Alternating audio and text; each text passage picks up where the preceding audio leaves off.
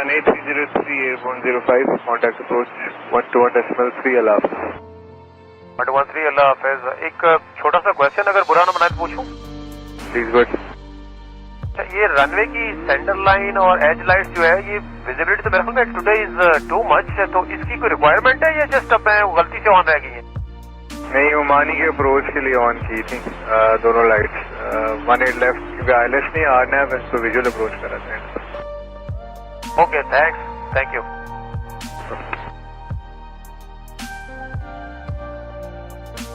अस्सलामुअलैकुम Pakistan 8303 passing 3900 and Viran 1 Echo. Pakistan 8303, Walaikum Assalam, Rent departure, climb flight level 340, proceed as cleared. 340 as cleared, Pakistan 8303. Pakistan 8303, contact control 127.5, Allah Hafiz. 37.5, Allah Hafiz, Pakistan 8303. Assalamualaikum Pakistan 8303 passing 56 for 340 plus 340 Pakistan 8303.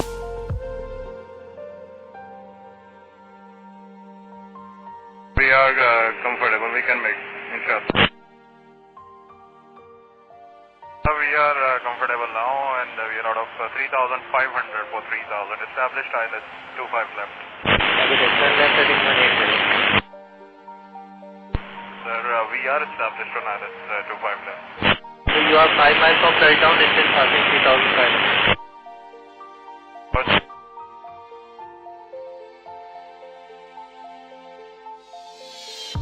8303 clear line 25 left.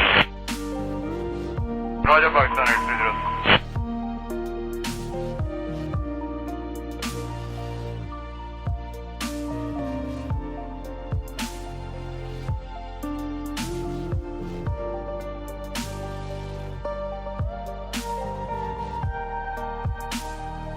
Just going wrong.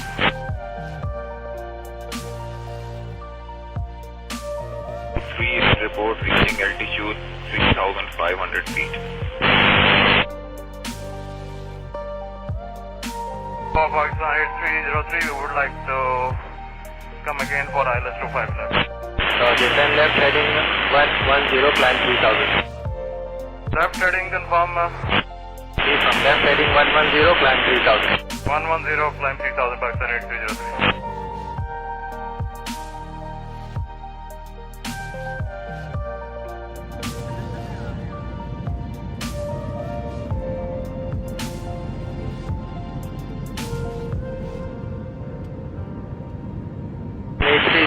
You are jumping altitude 2,000. Sir, we have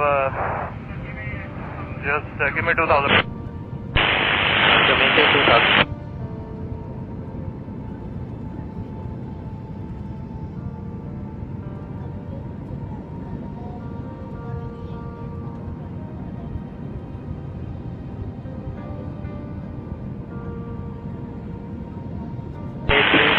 Most traffic showing 1808 feet at descent. Copied, sir. We are now trying to maintain, sir.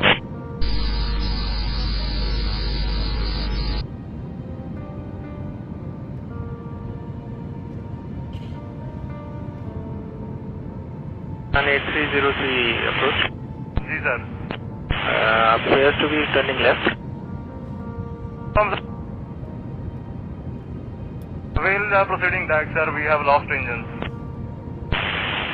Confirm you are carrying out belly landing.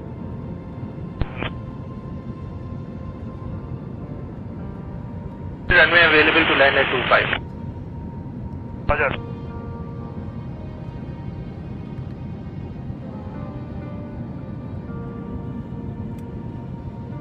Sir, Mayday, Pakistan 8303. Pakistan 8303, Roger sir. Both runways available to land.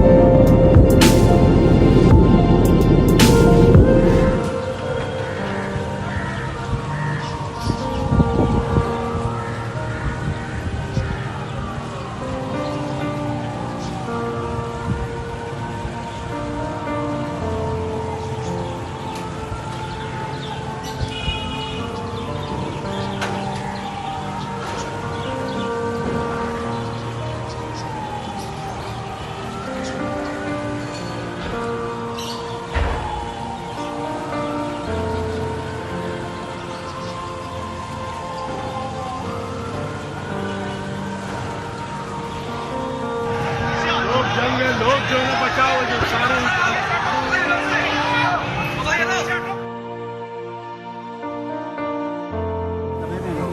अच्छा मैं एक बात बताऊं, पाँव नहीं रख सकते आप नीचे, पानी में आग है, बहुत गर्म हो रहा है पानी।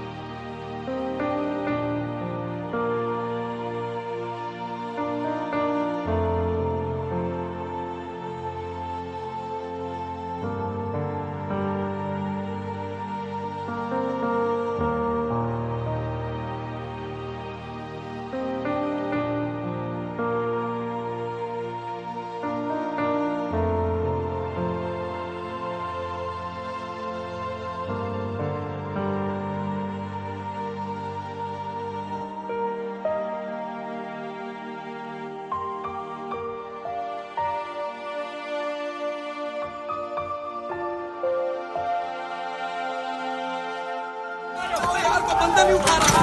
ओए हेल्प करो इनकी, हेल्प करो। कोई भी नहीं अंदर आ रहा यार। अभी खेल के ले लो। नहीं होगा।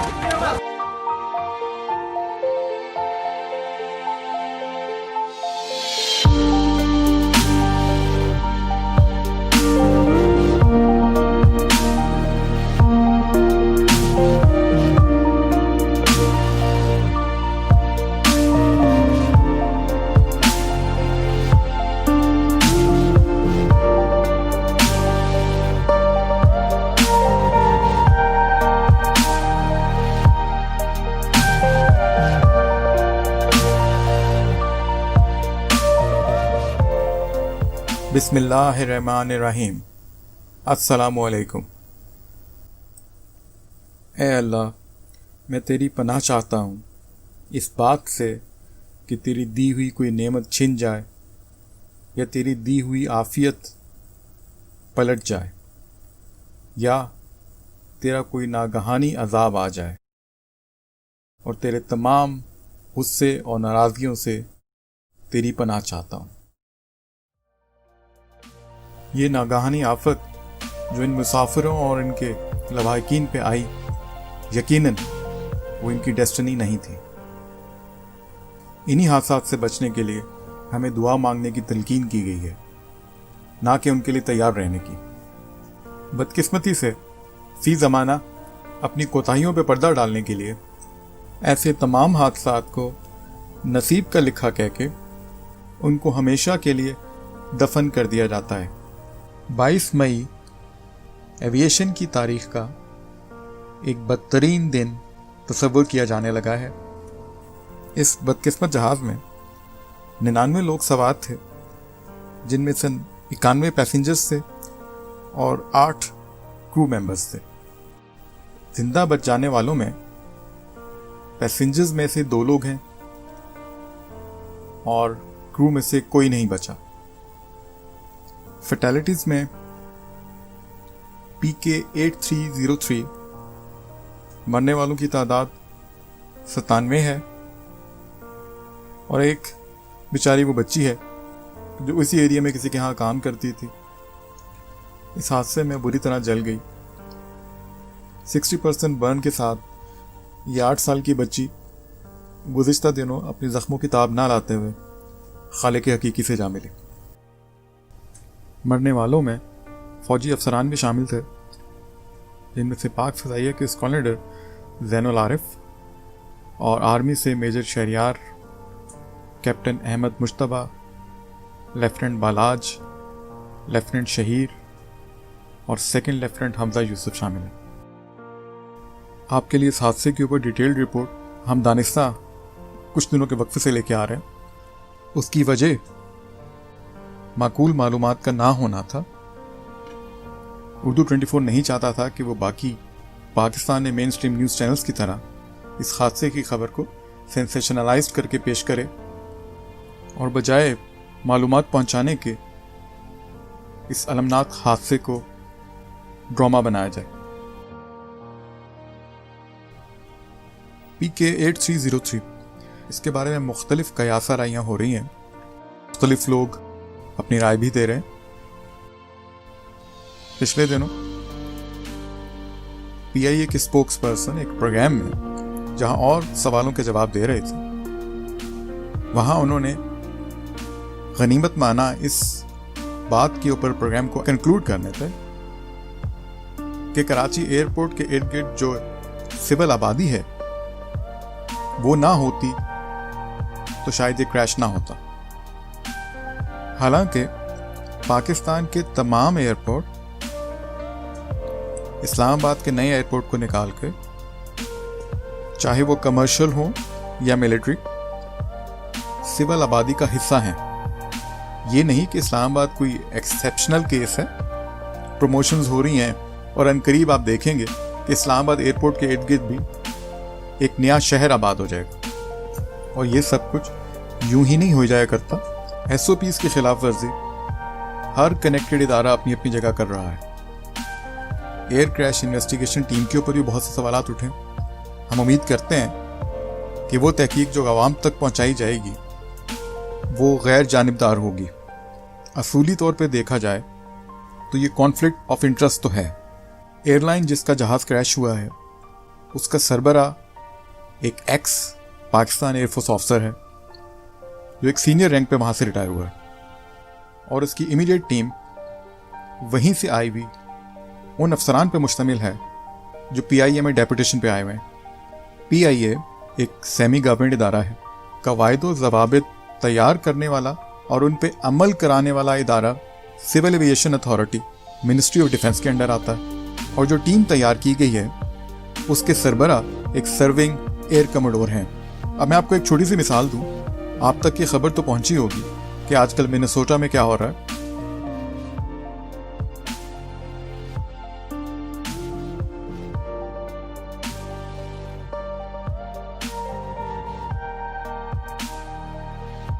जुलूस निकल रहे हैं गवर्नमेंट के खिलाफ, तोड़फोड़ भी हो रही है, पूरी अमेरिकन स्टेट मजबूर हुई भी है कि इसका कोई हल निकाला जाए, और अब आहिस्ता आहिस्ता बाकी दुनिया में भी इसके असरात नजर आ रहे हैं। कालों और गोरों में गैर मसावी सलूक तो एक तल्ख हकीकत है, पर इस बात के बिगड़ने का सबब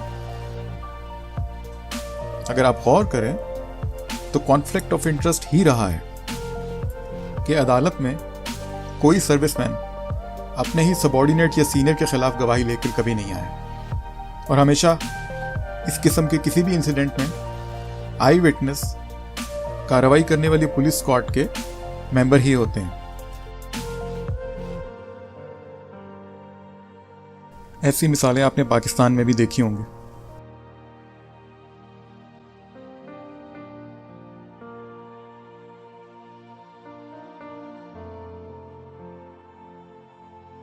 और यूं मुसलसल नाइंसाफी एक बड़े वाक़े को जन्म देती है।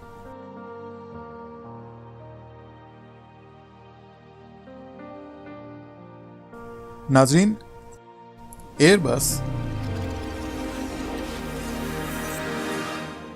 एक यूरोपियन कंसर्न है। ये एक कंसोर्शियम है बहुत सी यूरोपीय ममालिक का, जिसमें UK, फ्रांस, हॉलैंड, जर्मनी और स्पेन शामिल हैं। A3 सीरीज एयरबस की narrow body jet aircraft family है। इसमें 318, 319, 320 और A321 4 मुख्तलिफ साइज़ के जहाज़ हैं, जिनकी सीटिंग कैपेसिटी 100 से 240 मुसाफिरों तक है। A320 प्रोग्राम, जो कि एयरबस की तरफ से 1984 में लॉन्च किया गया, सबसे पहली फ्लाइट इसने फरवरी 1987 में की, और 1988 में फ्रेंच एयरलाइन वो पहला कैरियर था जिसने इसको अपने ऑपरेशंस में इस्तेमाल करना शुरू किया।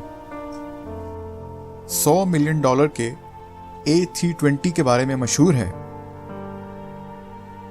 कि दुनिया में हर 1.5 सेकंड में एक A320 या तो लैंड करता है या टेक ऑफ कर रहा होता है। अमेरिका की अमेरिकन एयरलाइंस के पास इसका सबसे बड़ा फ्लीट है।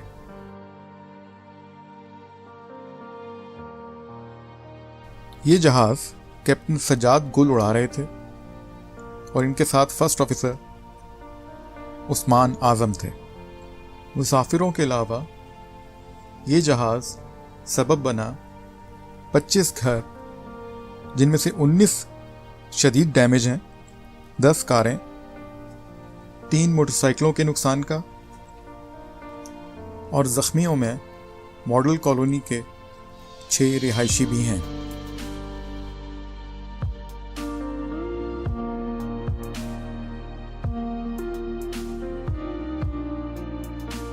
कैप्टन सज्जाद गुल की इस पेशे में 24 साल की सर्विस हो चुकी थी, और 17,000 घंटे उनके क्रेडिट में आते थे, जिनमें से 4,700 घंटे A320 की फ्लाइंग के ही हैं। एविएशन में ये एक अच्छा फ्लाइंग एक्सपीरियंस कंसिडर किया जाता है। अगर आप गौर से ATC की कन्वर्सेशन सुने तो लाहौर से डिपार्चर के वक्त कैप्टन का कॉन्फिडेंस लेवल आपको बखूबी नजर आएगा। 113 अल्लाह हाफिज। एक छोटा सा क्वेश्चन अगर बुरा ना बनाए तो पूछूं? Please good. ये रनवे की सेंटर लाइन और एज लाइट जो है ये विजिबिलिटी तो मेरे ख्याल में टुडे इज टू मच, तो इसकी कोई रिक्वायरमेंट है या जस्ट अब मैं गलती से ऑन रह गई है? नहीं, ओमानी के अप्रोच के लिए ऑन की थी दोनों लाइट्स। 18 लेफ्ट क्योंकि आईएलएस नहीं आरनैव इसको विजुअल अप्रोच करा था। Okay thanks, thank you. Late captain Sajjad Gul air traffic controller को चेक कर रहे हैं, पर कभी कभार ये कॉन्फिडेंस जानलेवा भी साबित हो जाता है। इस जहाज़ ने अपनी सर्विसेज का आगाज़ 2004 में शुरू किया और पीआईए ने इसे 2014 में लीज पे हासिल किया था। इससे पहले चाइना ईस्टर्न एयरलाइन इसे लीज पे ही इस्तेमाल कर रही थी। 47,100 थे। क्रैश होने तक 25,860 फ्लाइट्स इस जहाज के हिस्से में आईं। एविएशन इंडस्ट्री में ये कोई इतना बड़ा टाइम नहीं है कि किसी जहाज को पुराना समझा जाए।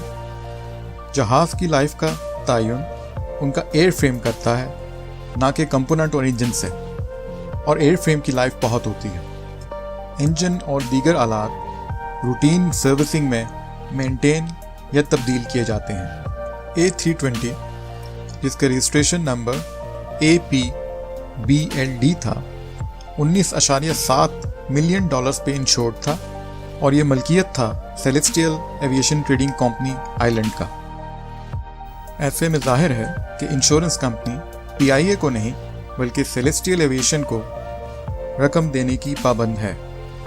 National insurance company limited NICL Pakistan government का इदारा है। NICL के पास पीआईए का तमाम फ्लीट इंश्योर्ड है।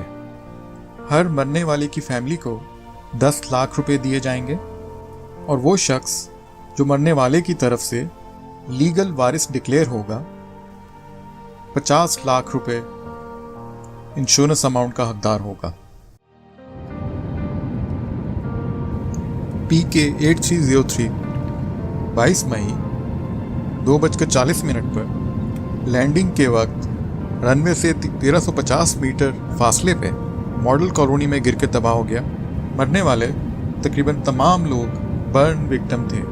आप में से बहुत से लोग ये नहीं जानते होंगे, इसी रोज़ 22 मई को ठीक 10 साल पहले 2010 में एयर इंडिया एक्सप्रेस का बोइंग 737 160 पैसेंजर्स और 6 क्रू मेंबर्स के साथ मैंगलोर में लैंडिंग के वक्त गिर के तबाह होता है और चंद एक लोगों के अलावा तमाम पैसेंजर्स इसी तरह आग की नज़र हो जाते हैं।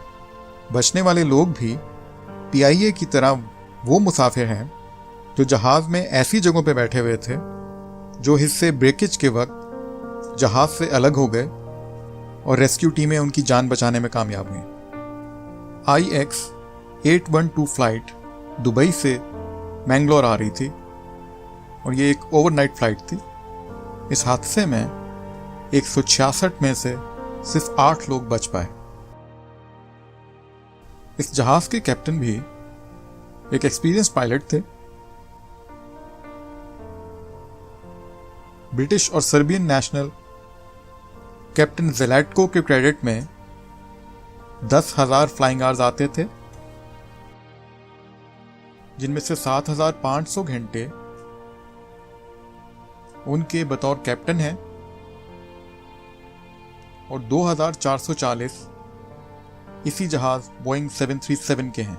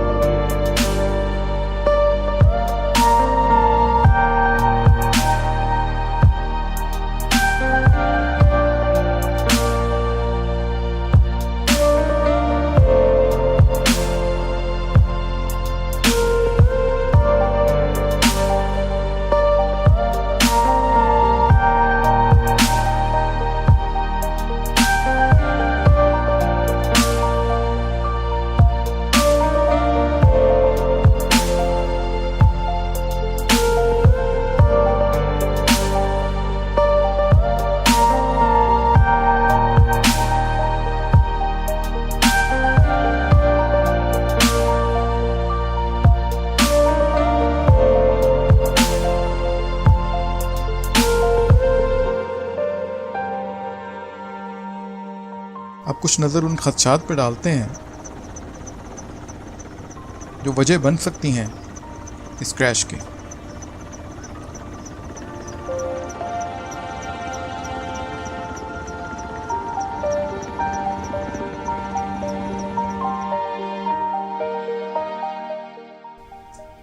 एयरबस और सीएफएम की टीम को 24 मई के इस लेटर में स्पेशल परमिशन दी जाती है कि वो एक दिन के लिए 25 मई को पाकिस्तान आएंगे और 26 तारीख को अपनी ज़रूरी तहकीक मुकम्मल करके वापस चले जाएंगे। इस दौरान उनको लाने वाले जहाज़ के क्रू को इजाज़त नहीं होगी जहाज़ से उतरने की, जो कि बाद में एक्सटेंड कर दिया गया। इससे आप बखूबी अंदाज़ा लगा सकते हैं कि इस विज़िट की रिक्वेस्ट किस तरफ से की गई होगी।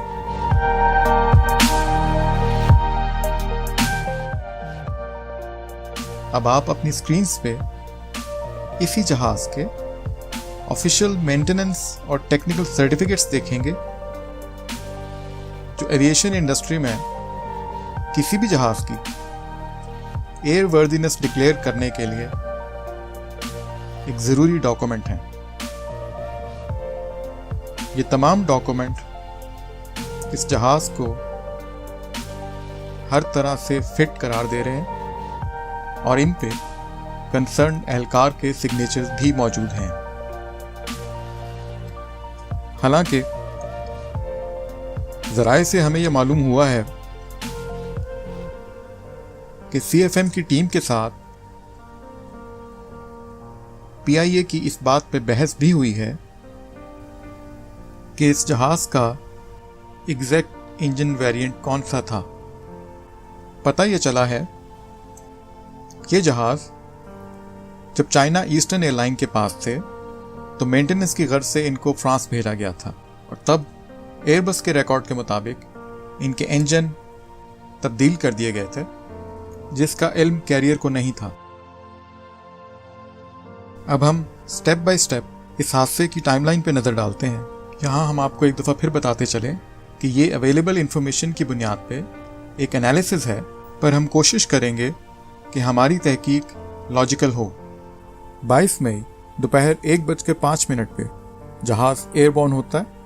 एयर ट्रैफिक कंट्रोलर पायलट को अप्रोच के पैरामीटर्स देते हुए अल्लाह हाफिज कर देता है। Sun 8303 Airborne 05, contact approach 121.3 अलाफ,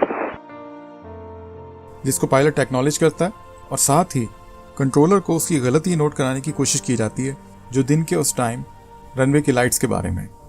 बज़ाहिर आपको गुफ्तगू का ये हिस्सा इररेलेवेंट लगे, इससे आप पायलट की जनरल कंडीशन और उसका कॉन्फिडेंस लेवल जरूर मॉनिटर कर सकते हैं।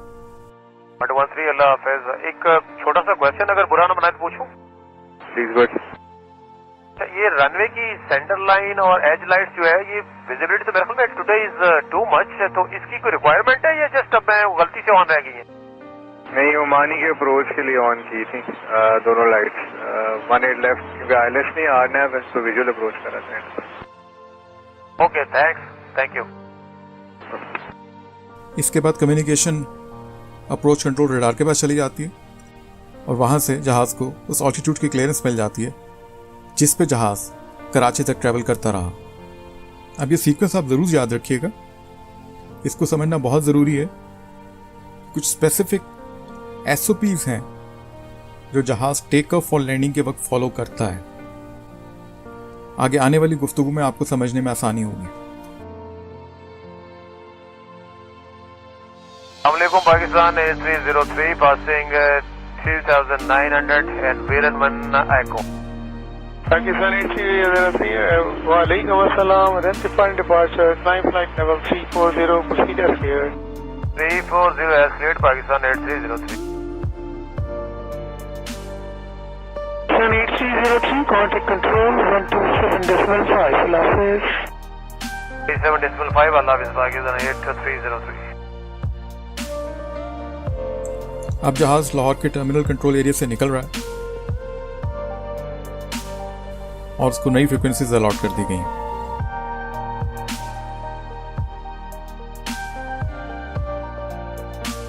अस्सलामुअलैकुम, पाकिस्तान A303 पासिंग 56 for 340.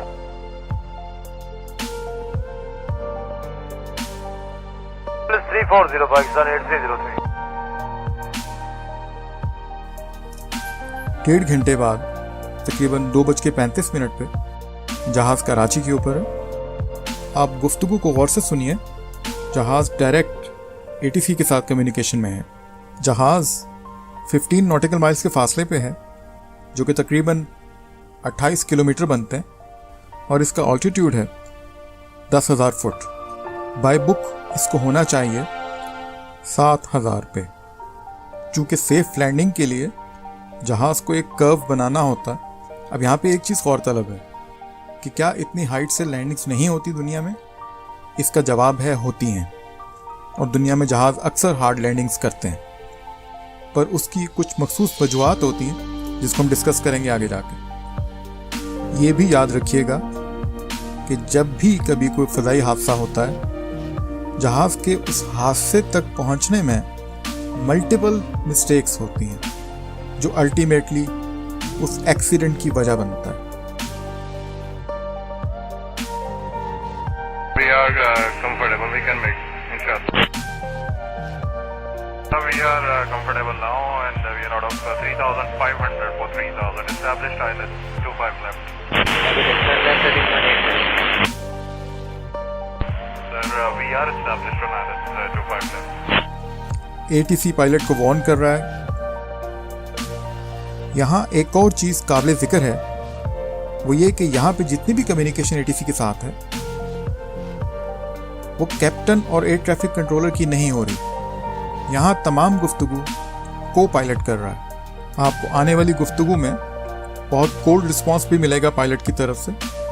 वो जाहिर है उसको जो चीज़ डिक्टेट की जा रही है वो आगे कम्युनिकेट कर रहा है। खुद से बोले हुए अल्फाज के इमोशंस और होते हैं, और किसी के कहे हुए अल्फाज के इमोशंस और हुआ करते हैं। यहाँ हम अपनी पिछली डिस्कस की हुई बात पे अगर नज़र डालें तो आपको समझने में आसानी होगी कि को पायलट के साथ एक बहुत कॉन्फिडेंट पायलट बैठा हुआ है। या ये कहना गलत नहीं होगा, इस वक्त जहाज़ के अंदर तमाम इंस्ट्रक्शंस कैप्टन की ख्वाहिश के मुताबिक एग्जीक्यूट हो रही हैं। अगर हम इस अप्रोच का एनालिसिस करें तो डिसेंट रेट या नीचे उतरने का रेट इस वक्त जो है जहाज़ का, वो 7,000 फुट पर मिनट के हिसाब से है, जबकि आइडियली उसको होना चाहिए 1,000 फुट पर मिनट के हिसाब से। अब यहाँ थोड़ा सा फिजिक्स को समझना भी ज़रूरी है। जब भी हम डिसेंट रेट बहुत इंक्रीज़ करेंगे तो जहाज़ की स्पीड कम नहीं हो रही होगी, बढ़ रही होगी, और लैंडिंग के लिए एक स्पेसिफिक स्पीड का होना बहुत ज़रूरी है।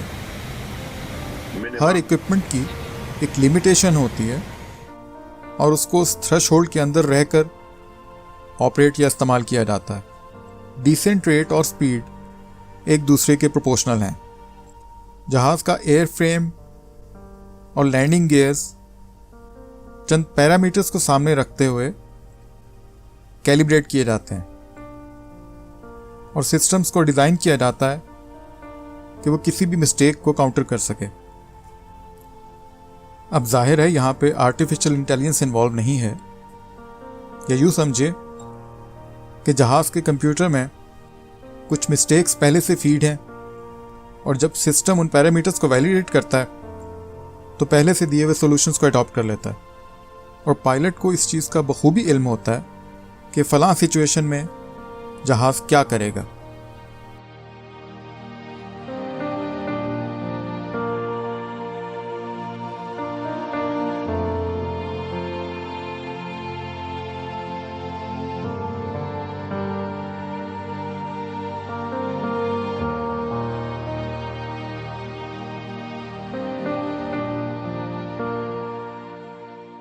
अब जहाज़ रनवे के ऊपर है, लैंडिंग की कोशिश की जा रही है, पर कैप्टन एकदम से उसे फिर ऊपर उठा लेता है।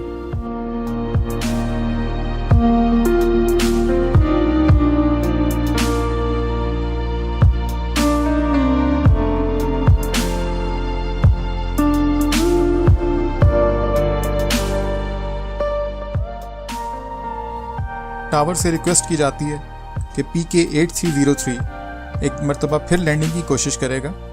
एयर ट्रैफिक कंट्रोलर की तरफ से 3,000 फुट की क्लाइंब का कहा जाता है, और एक डायरेक्शन बताई जाती है कि वहाँ से उसने दोबारा अप्रोच बनानी है।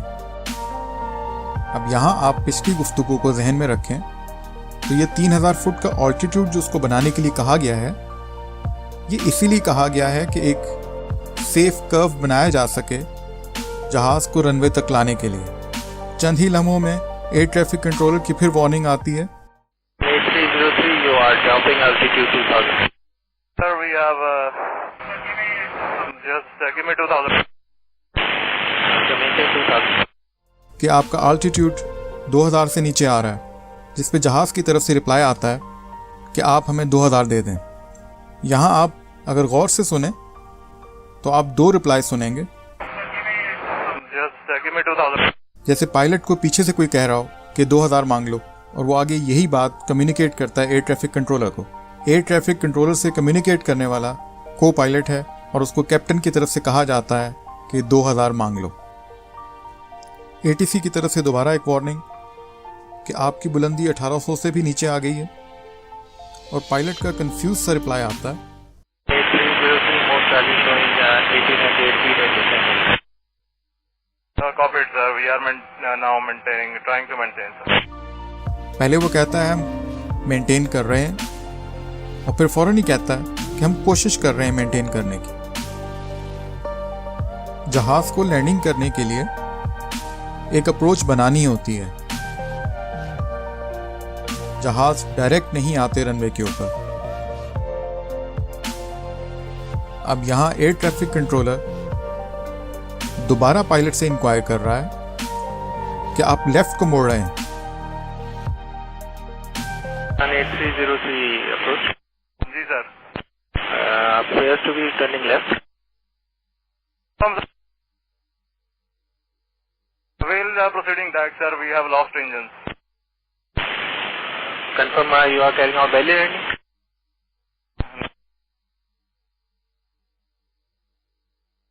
Runway available to land at 25. Roger. Sir, Mayday, Pakistan 8303. Pakistan 8303, Roger sir. Both runways available to land. अब हम इस चीज़ पे नज़र डालेंगे कि क्या मुमकिना वजूहात हो सकती हैं इस क्रैश की। Number 1, captain was over confident at that exact moment of time, was not fully aware of the technical difficulties और limitations plane was going through. Pilot का experience level, years of service और ATC के साथ की हुई बातचीत captain की personality का एक खाका खींचते हैं हमारे सामने। या इससे यह नतीजा अखज़ करना गलत ना होगा कि ऐसी पर्सनैलिटी का बंदा जहाँ कहीं भी होगा पसंद करेगा कि वो ओवरऑल इंचार्ज हो उस जगह पे जिसकी रिस्पॉन्सिबिलिटीज को दी गई हैं। With no doubts it is clear कि captain was in charge of the aircraft from the beginning.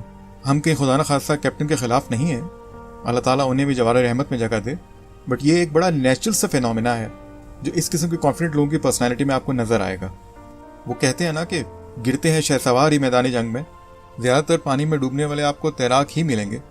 जाहिर है अपने ऊपर जब आपको बहुत ज़्यादा एतमाद होता है तो आप रिस्क भी ले लेते हैं। रिस्क किसी भी शख्स की हाजिर दिमागी और एक्टिव रिफ्लेक्सेस डिमांड करता।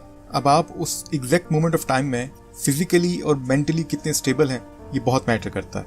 हमें लगता है, और उन मालूमात को भी देखते हुए जो मीडिया पे आ रही हैं, कि पायलट उस दिन रोज़े से थे, लिहाजा दिन 2:30 बजे उनके रिफ्लेक्सेस और कंसंट्रेशन उस रिस्क को जो उस वक्त वो लेने जा रहे थे अकोमोडेट ना कर सके।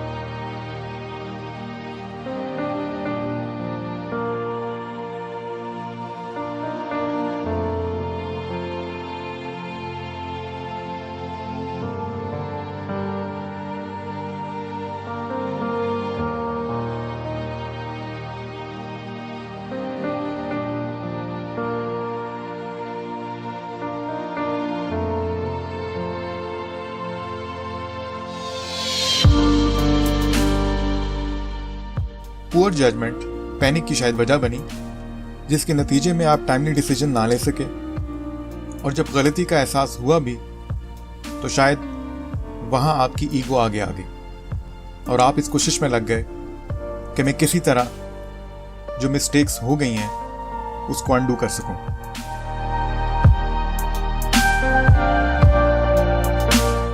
नंबर 2, अप्रोच कंट्रोल रडार उस वक्त ऑपरेशनल नहीं था और पायलट को बहरहाल हार्ड लैंडिंग ही करनी थी।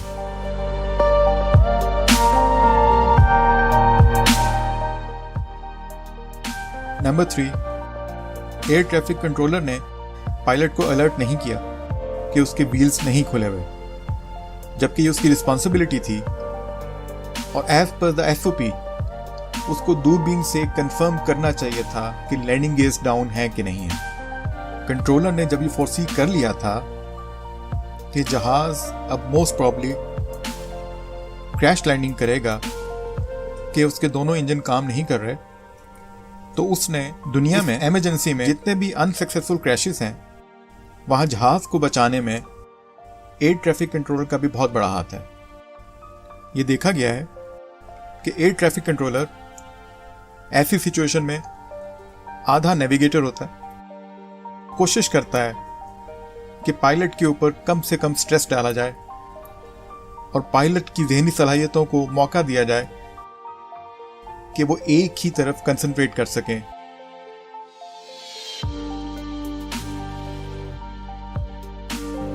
कि उसने जहाज को सेफली लैंड करना है या इस हादसे से बचाना है।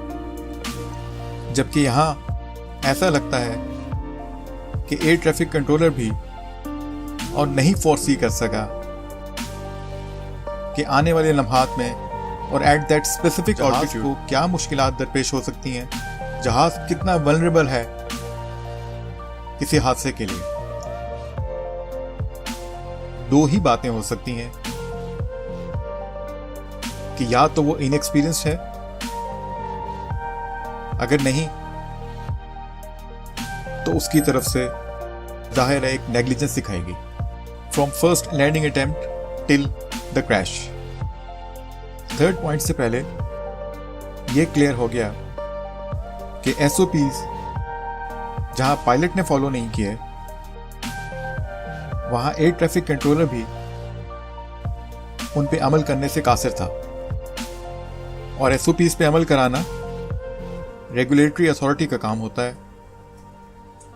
ये उसका भी अपने प्रोसीजर से गफलत है कि इस किस्म की इररिस्पॉन्सिबिलिटी क्रू और एयर ट्रैफिक कंट्रोलर की तरफ से देखी गई और ना जाने कितनी इस किस्म की नेग्लिजेंस रोज होती होंगी।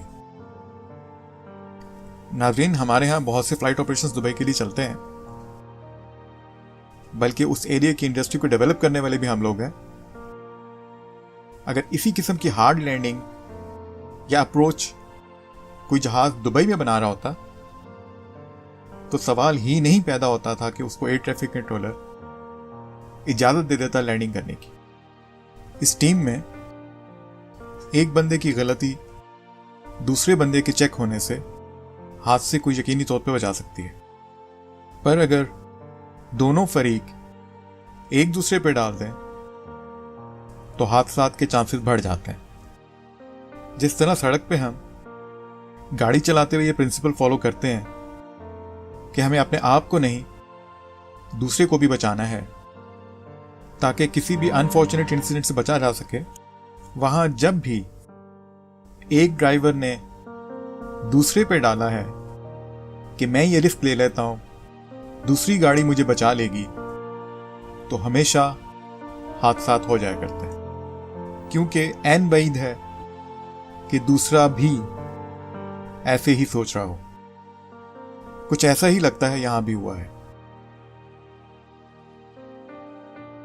पॉइंट नंबर 3, बहुत एक्सपीरियंस पायलट के साथ बहुत जूनियर को पायलट का होना। कमर्शियल फ्लाइंग में यह सिखाया जाता है कि किसी भी in flight crucial operation decision में को पायलट अगर कैप्टन के एडॉप्ट किए हुए प्रोसीजर से इत्तेफाक ना करे तो कैप्टन पे लाजिम है कि उस प्रोसीजर को अबॉर्ट कर दे। अदरवाइज ये सिखाया जाता है कि को पायलट कंट्रोल्स को टेक ओवर कर ले। अब अगर एक्सपीरियंस का इतना गैप होगा दोनों पायलट्स में तो ऐसी जरूरत की तवक्को तो आप को पायलट से नहीं कर सकते।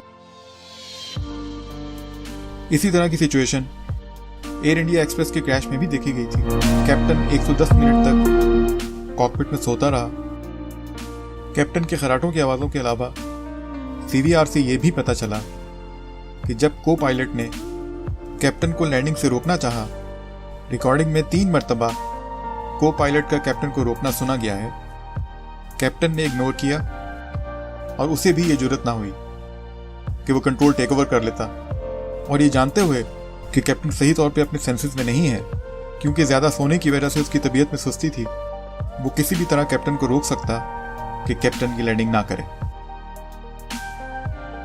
पॉइंट नंबर 4, ये अमूमी रुझान देखा गया है कि तमाम दुनिया में उसी पायलट को पसंद किया जाता है जो ज़्यादा से ज़्यादा फ्यूल बचा सके।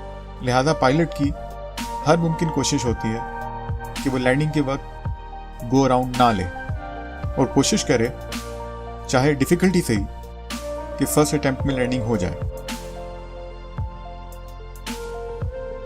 पॉइंट नंबर 5, अगर टेक्निकल साइड को देखा जाए, हमें सोर्सेज से ये इतला थी कि जहाज़ ने शायद लैंडिंग ही एक इंजन पे की है, लेकिन अवेलेबल इंफॉर्मेशन को देखते हुए हमें ये शवाहिद नहीं मिले कि जहाज़ का क्रैश इंजन के पहले से ख़राब होने की वजह से हुआ। हाँ, ये बात ज़रूर तशवीशनाक है कि सुना गया है कि इंजन के एग्जैक्ट वेरिएंट को लेकर PIA ला इल्म थी, और बावजूद उन तमाम सर्टिफिकेट्स के PIA और इंजन बनाने वाली कंपनी CFM के दरमियान बहस हुई इस टॉपिक के ऊपर।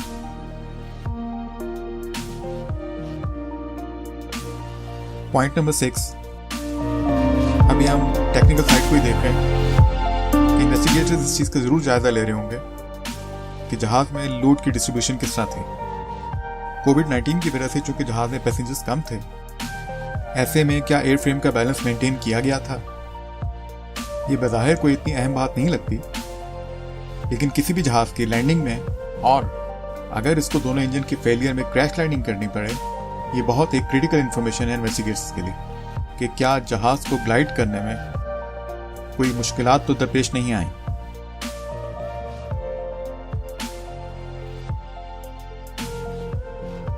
Point number 7,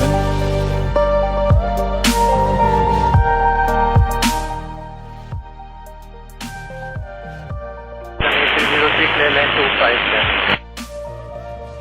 Roger, Pakistan 830. Warning sound approach के वक्त सुनी जाती है, जिसके बारे में एक आम राय ये थी कि ये लैंडिंग गेज डाउन ना होने की वार्निंग है, पर हमारा एनालिसिस ये कहता है इस हादसे की टाइमलाइन को देखते हुए ये लैंडिंग गियर्स की नहीं बल्कि GPWS वार्निंग थी, जिसे ग्राउंड प्रॉक्सिमिटी वार्निंग सिस्टम कहा जाता है या टेरेन अवेयरनेस वार्निंग सिस्टम भी कहा जाता है। ये अलर्ट तब सुनने को मिलता है जब आप बहुत तेज़ी से ज़मीन की तरफ आ रहे हैं। पॉइंट नंबर 8, आया कि लैंडिंग गेज खुले थे या नहीं। फर्स्ट अटेम्प्ट में लैंडिंग गेज नहीं खुले थे।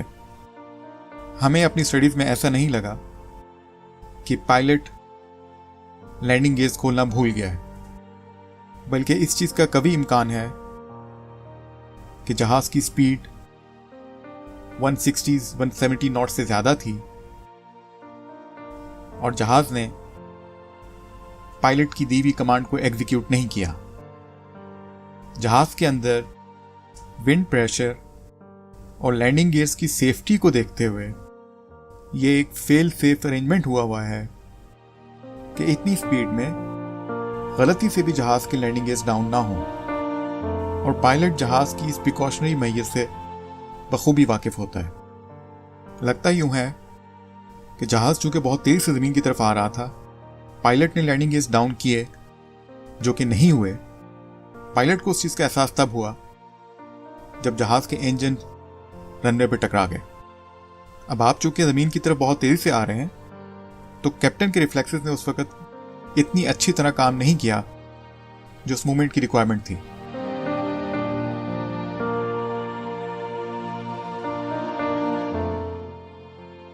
Point number 8, was it a engine failure during landing? No, it was critical engine failure during take off. और ऐसे लग रहा है कि पायलट को ड्यूरिंग दैट टेक ऑफ मालूम हो चुका था कि कोई खराबी डेवलप हो गई है। हमारे इस पॉइंट को तकवीयत ATC की कन्वर्सेशन से भी मिलती है, जहां पायलट एयर ट्रैफिक कंट्रोलर के ऑल्टीट्यूड ना मेंटेन करने के जवाब में वी हैव कहते हुए रुक जाता है, जैसे कि कुछ था को पायलट के पास बताने के लिए, बट रोक दिया गया।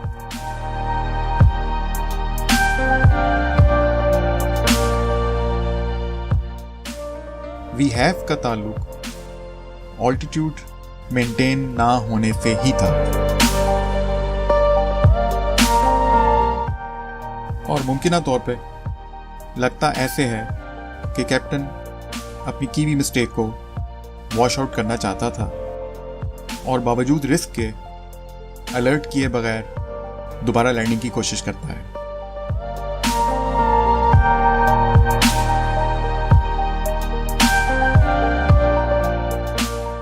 पॉइंट नंबर 9, लैंडिंग गियर्स दोबारा लैंडिंग की कोशिश में डाउन देखे गए हैं।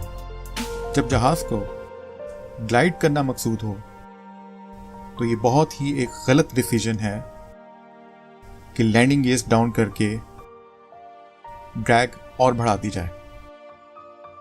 लगता यूं है लैंडिंग गियर्स इंजन फेल हो जाने के बाद पैनिक में मैनुअली डाउन किए गए हैं, क्योंकि इंजन लॉस की सूरत में जहाज की हाइड्रोलिक्स पावर तो ख़त्म हो गई। अब ऐसी सूरत में जहाज फौरन बैकअप बैटरीज पे चला जाता है। उसका काम कैप्टन के सामने डिस्प्लेस की पावर को बहाल करना होता है। इवन को पायलट के सामने भी सारी स्क्रीन्स ब्लैक होती हैं। इन तमाम इलेक्ट्रॉनिक गैजेट्स और केबिन की पावर को बहाल करने के लिए फिर APU टेक ओवर करता है, बट जहाज का एक डेडिकेटेड ब्लू हाइड्रोलिक सिस्टम तब एक्टिवेट होता है जब रैट डिप्लॉय होता है। एलिवेटर्स, फ्लैप्स, लैंडिंग गियर्स और जहाज के योग को पावर देना इस हाइड्रोलिक सिस्टम की जिम्मेदारी होती है। यहां यह बात समझने की है कि रैट के जनरेटर को इतनी पावर प्रोड्यूस करनी है कि वो इस हाइड्रोलिक सिस्टम को ऑपरेशनल कर सके। इसके लिए ज़रूरी है कि ये टरबाइन या इसका पंखा तेज चले।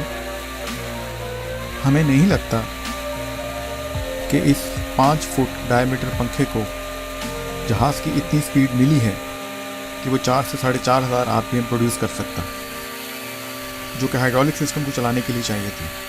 लिहाजा इन आखिरी लम्हात में जहाज़ के अंदर आंख मचोली चलती रही होगी। क्रैश होते वक्त चांसेस हैं कि जहाज़ बैकअप बैटरीज पे था। क्रैश के वक्त पैसेंजर्स को ऑक्सीजन मास्क लगे हुए थे। इससे साफ जाहिर होता है कि जहाज़ में मौजूद किसी भी अल्टरनेटिव पावर सोर्स ने सही तौर पे काम नहीं किया। केबिन डीकम्प्रेशन 2 ही सूरतों में होता है, या तो जहाज की केबिन में कोई सुराख हो जाए या फिर जहाज के सिस्टम्स को इलेक्ट्रिकल पावर ना मिल रही हो, जो आलात प्रेशर बनाते हैं वो काम ना कर रहे हो। निहायत अफसोस के साथ कहना पड़ता है कि आखिरी लम्हात में जहाज में मौजूद पैसेंजर्स ने मौत को बहुत करीब से देखा होगा। केबिन के अंदर लाइट्स का ऑफ हो जाना और अनस्टेबल ग्लाइड की कोशिश ने जहाज के अंदर खासा खौफ पैदा किया होगा।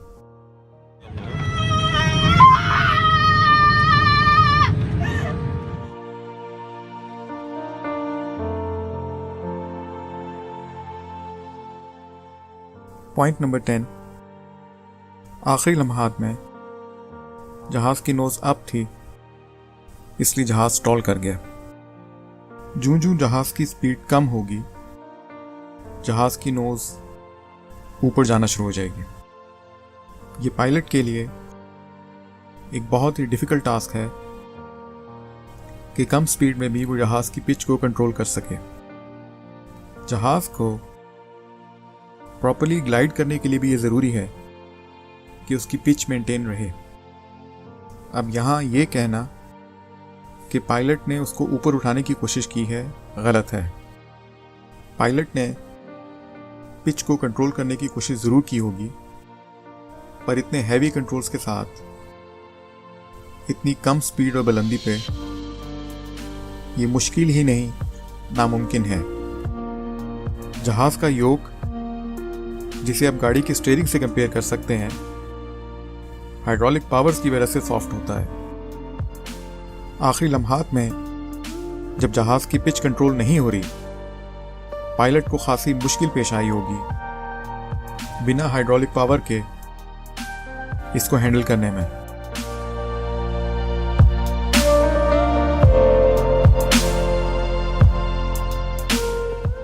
Point number 11, emergency solutions at the time of accident. हमारा तज्जिया ये कहता है कि मोस्टली फैटेलिटीज जो PK 8308 में हुई वो ग्राउंड के साथ इम्पैक्ट की वजह से नहीं हुई,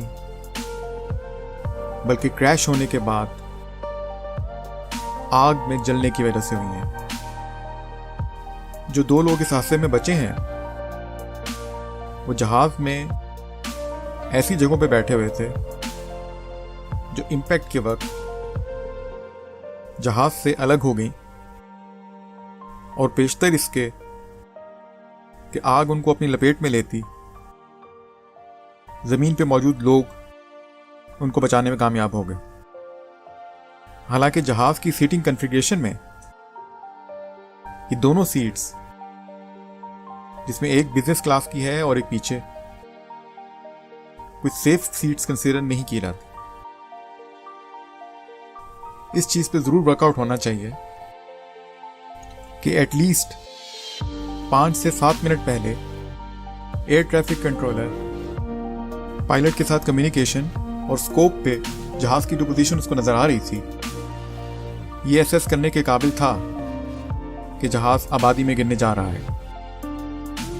शायद ये मुमकिन होता कि चंद एक लोगों की जान और भी बचाई जा सकती।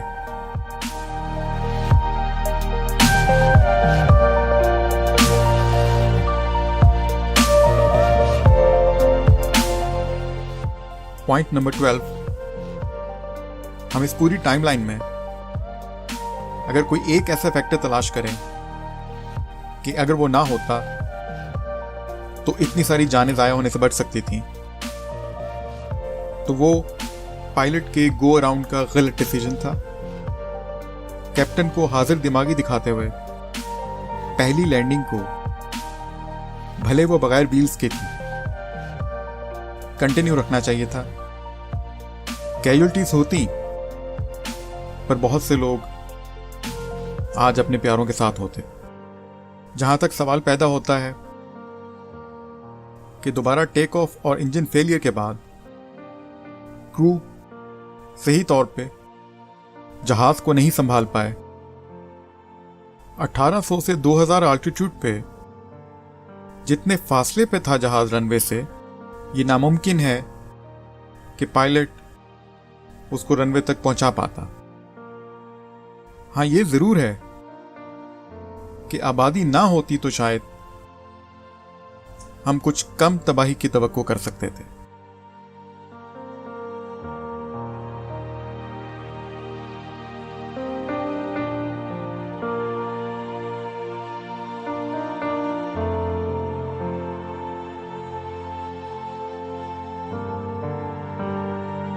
अभी भी डेड बॉडीज की शनाख्त का अमल पूरी तरह मुकम्मल नहीं हो सका।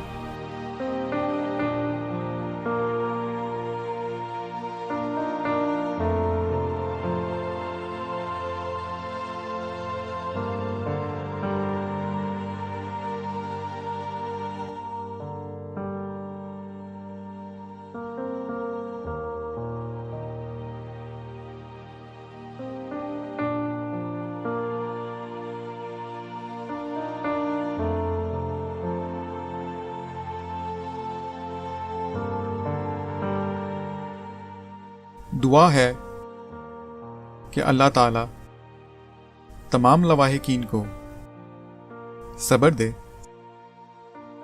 अल्लाह ताला हम सब को ऐसी किसी आजमाइश से बचाए। आमीन।